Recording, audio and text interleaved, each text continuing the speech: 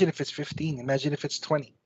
So that's a big adjustment as well, because I'm not getting as much uh, because of that. The trade-off is I can sleep at night. And for somebody that hasn't slept at night for a decade and a half, that is a change, a welcome change, if you will. Well, But yeah, the I think it's important to note that as you grow older and as your skills become better, or you become or you get to put or you are get to put in a leadership position over and over. Obviously, you're not going to get the same responsibilities as you were back then. However, yes, it's a case of sacrificing a specific amount. All right. Well, because in essence, you're still getting paid twice as much as a regular worker. All right. Oh, but you're not just getting the amount that you were promised to get on paper because of the taxes and the deductions. Now, why am I saying this? Because uh, there are actually scenarios because he's not as a trainer, I'm no longer productive, meaning to say, my trainers who are training people are no longer part of production, meaning to say, we're not generating income, right?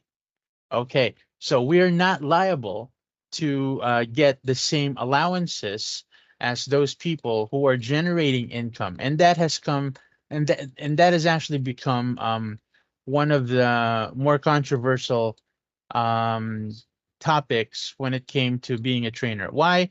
Because yes, you're promoted, you're a trainer, but you're actually sometimes getting less than an agent, and that's true. Why? Because I had like three people who became trainers. They were able to get an increase, okay, but their monthly without the allowances that they would get when they were agents, their monthly pay was actually significantly lower than what they were making before when they were agents. They were promoted, they got like a little bit of an increase, not a lot, okay, but eventually, after 6 months, they decided, hey, you know what?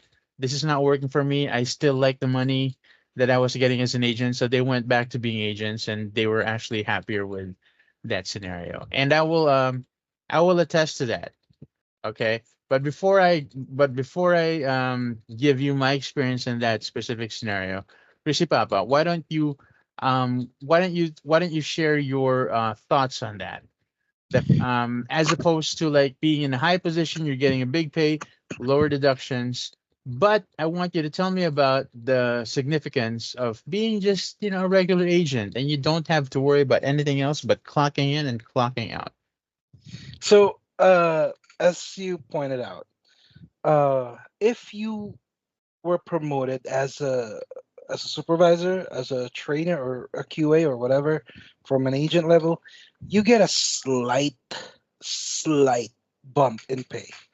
I'm talking like maybe 10% of your basic, Mm-hmm. maybe 15. Sometimes not even. Sometimes you get zero if you're just gonna be a 1.5 or an SME. So it's a hard decision to make, especially when you're younger. Like, do I take the money, the slight bump in money, and more responsibilities, or should I just stay where I am? Uh, get more incentives or try a little harder if you're selling something, try a little harder. Maybe you'll get the same bump in pay, maybe more. And like you said, you don't even have to worry about anything. You just log in and log out. Team leaders, managers, trainers, even their scorecards, their KPIs are not entirely in their hands. It is in other people's hands. Like for example, trainees, if they fall off from training, whose uh, whose stats are going to be affected? Is the trainer stats. Yeah. Else, team leaders, what if they one of their agents went AWOL or just resigned? Whose incentive or performance is going to be affected? Is the team leaders.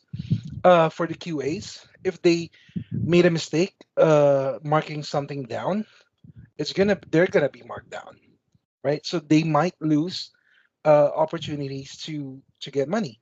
However, in most cases, it is their choice to be promoted to that level, and it is their responsibility now to take it on the chin, right? Because you chose to be a leader, you chose to be promoted, and you get what you not exactly what you tolerate, but